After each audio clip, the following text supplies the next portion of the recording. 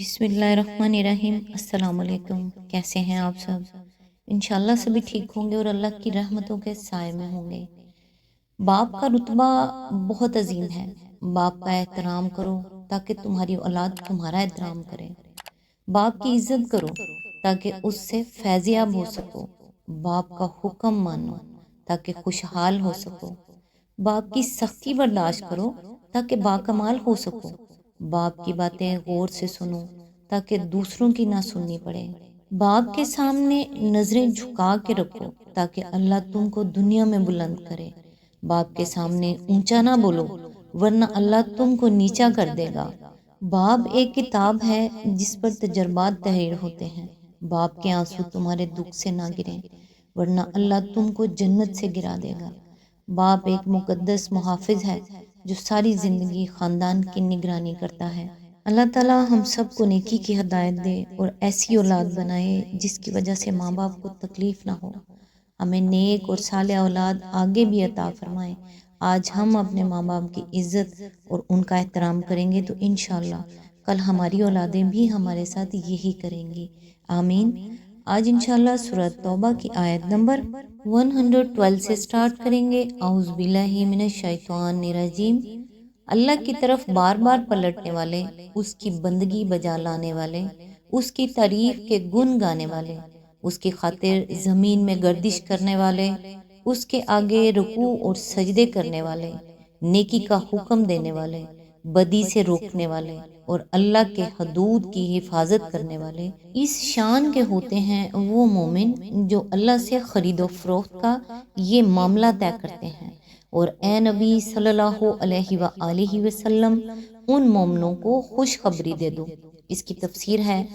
تفسیر ہے متن میں لفظ التائبون استعمال ہوا ہے جس کا لفظی ترجمہ توبہ کرنے والے ہے، لیکن جس انداز کلام میں یہ لفظ استعمال کیا گیا ہے اس سے صاف ظاہر ہے کہ توبہ کرنا اہل ایمان کی مستقل صفات میں سے ہے۔ اس لیے اس کا صحیح مفہوم یہ ہے کہ وہ ایک ہی مرتبہ توبہ نہیں کرتے بلکہ ہمیشہ توبہ کرتے رہتے ہیں،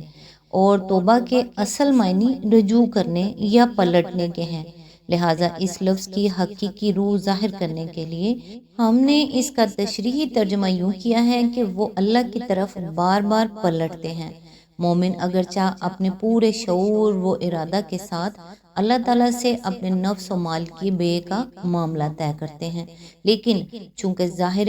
حال کے لحاظ سے محسوس یہی ہوتا ہے کہ نفس اس کا اپنا ہے اور مال اس کا اپنا ہے، اور یہ بات کہ اس نفس و مال کا اصل مالک اللہ تعالیٰ ہے ایک امر محسوس نہیں بلکہ محض ایک امر معقول ہے۔ اس لیے مومن کی زندگی میں بارہا ایسے مواقع پیش آتے رہتے ہیں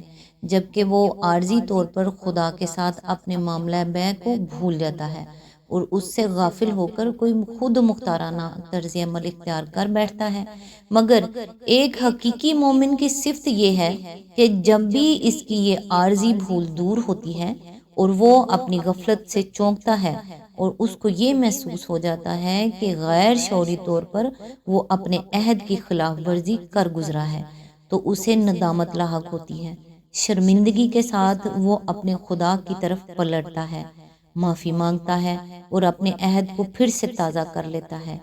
یہی بار بار کی توبہ اور یہی رہ رہ کر خدا کی طرف پلٹنا اور ہر لغزش کے بعد وفاداری کی راہ پر واپس آنا ہی ایمان کے دوام و ثبات کا ضامن ہے، ورنہ انسان جن بشری کمزوریوں کے ساتھ پیدا کیا گیا ہے ان کی موجودگی میں تو یہ بات اس کے بس میں نہیں ہے کہ خدا کے ہاتھ ایک دفعہ نفس و مال بیچ دینے کے بعد کامل شعوری حالت میں وہ اس بیع کے تقاضوں کو پورا کرتا رہے اور کسی وقت بھی غفلت و نسیانی اس پر طاری نہ ہونے پائے۔ اسی لیے اللہ تعالیٰ مومن کی تعریف میں یہ نہیں فرماتا کہ وہ بندگی کی راہ پر آ کر کبھی اس سے پھسلتا ہی نہیں ہے، بلکہ اس کی قابل تعریف صفت یہ قرار دیتا ہے کہ وہ پھسل پھسل کر بار بار اسی راہ کی طرف آتا ہے، اور یہی وہ بڑی سے بڑی خوبی ہے جس پر انسان قادر ہے۔ پھر اس موقع پر مومنین کی صفات میں سب سے پہلے توبہ کا ذکر کرنے کی ایک اور مصلحت بھی ہے۔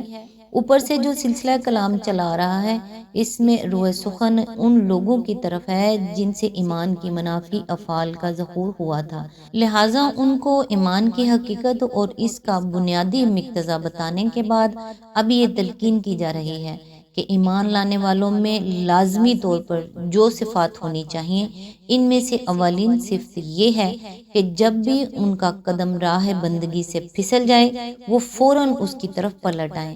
نہ یہ کہ اپنے انحراف پر جمے رہیں اور زیادہ دور نکلتے چلے جائیں۔ متن میں لفظ الصائحون استعمال ہوا ہے جس کی تفسیر بعض مفسرین نے الصائمون یعنی روزہ رکھنے والے سے کی ہے، لیکن سیاحت کے معنی روزہ مجازی معنی ہیں، اصل لغت میں اس کے یہ معنی نہیں ہیں۔ اور جس حدیث میں یہ بیان کیا گیا ہے کہ نبی صلی اللہ علیہ وآلہ وسلم نے خود اس لفظ کے یہ معنی ارشاد فرمائے ہیں، اس کی نسبت حضور صلی اللہ علیہ وآلہ وسلم کی طرف درست نہیں ہے، اس لیے ہم اس کو اصل لغوی معنی ہی میں لینا زیادہ صحیح سمجھتے ہیں۔ پھر جس طرح قرآن میں بکثرت موقع پر مطلقاً انفاق کا لفظ استعمال ہوا ہے جس کے معنی خرچ کرنے کے ہیں اور مراد اس سے راہ خدا میں خرچ کرنا ہے، اسی طرح یہاں بھی سیاحت سے مراد محض گھومنا پھرنا نہیں ہے، بلکہ ایسے مقاصد کے لیے زمین میں نقل و حرکت کرنا ہے جو پاک اور بلند ہوں اور جن میں اللہ کی رضا مطلوب ہو، مثلاً اقامت دین کے لیے جہاد، کفر زدہ علاقوں سے ہجرت، دعوت دین، اصلاح خلق، طلب علم صالح، مشاہدہ آثار الہی اور تلاش رزق حلال۔ اس صفت کو یہاں مومنین کی صفات میں خاص طور پر اس لیے بیان کیا گیا ہے کہ جو لوگ ایمان کا دعویٰ کرنے کے باوجود جہاد کی پکار پر گھروں سے نہیں نکلے تھے، ان کو یہ بتایا جائے کہ حقیقی مومن ایمان کا دعویٰ کر کے اپنی جگہ چین سے بیٹھا نہیں رہ جاتا، بلکہ وہ خدا کے دین کو قبول کرنے کے بعد اس کا بول بالا کرنے کے لیے اٹھ کھڑا ہوتا ہے اور اس کے تقاضے پورے کرنے کے لیے دنیا میں دوڑ دھوپ اور سعی و جہد کرتا پھرتا ہے۔ یعنی اللہ تعالیٰ نے عقائد، عبادت، اخلاق، معاشرت، تمدن، معیشت، سیاست، عدالت اور صلح جنگ کے معاملات میں جو حد مقرر دی ہیں وہ ان کو پوری پابندی کے ساتھ ملحوظ رکھتے ہیں، اپنے انفرادی و اجتماعی عمل کو انہی حدود کے اندر محدود رکھتے ہیں اور کبھی ان سے تجاوز کر کے نہ تو من مانی کارروائیاں کرنے لگتے ہیں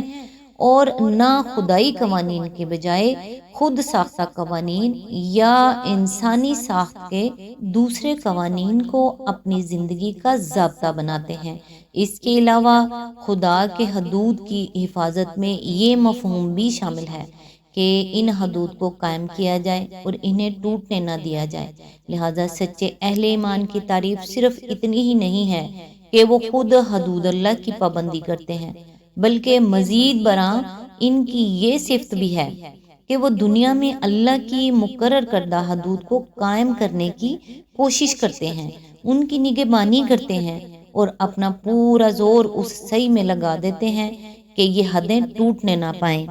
آج تک کے لیے اتنا ہی، نیکسٹ انشاءاللہ آیت نمبر 113 سے سٹارٹ کریں گے، تب تک کے لیے دعاؤں میں یاد رکھیے گا۔ اللہ حافظ۔